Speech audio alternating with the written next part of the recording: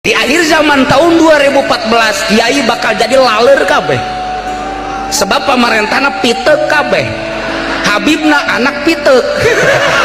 Bah, cenah kiai ora sok sombong ja kiai sok aya di imah camat, aya di imah bupati, aya bahkan di saluhureun imah bupati je kiai aya. Keur ieu kapanggih kukula di Jakarta di imah pejabat yang marhaba. Eta cenah mun laler tah lain, aing mah keur nepakan laler.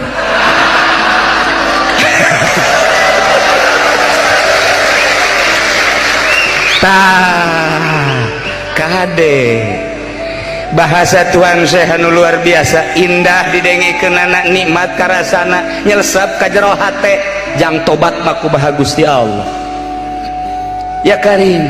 Hiji-hijina bahasa Tuhan Syekh mah pohara jasa nu mantap Tuhan Syekh teh ngahudangkeun urang supaya urang teh ulah hees bae abeh urang hirup ku ari teh hudang ketempo geura alam kubur, ketempo alam akhirat, dek di mana bae urang hirup jadi kiai sing jadi kiai lu nempo alam akhirat, jadi ustad sing jadi ustad lu nempo ke alam akhirat, jadi pejabat sing jadi pejabat lu nempo ke alam akhirat, jadi pedagang sing jadi pedagang lu nempo ke alam akhirat, jadi petani sing nempo ke alam lu itu, jadi karyawan gitu kene.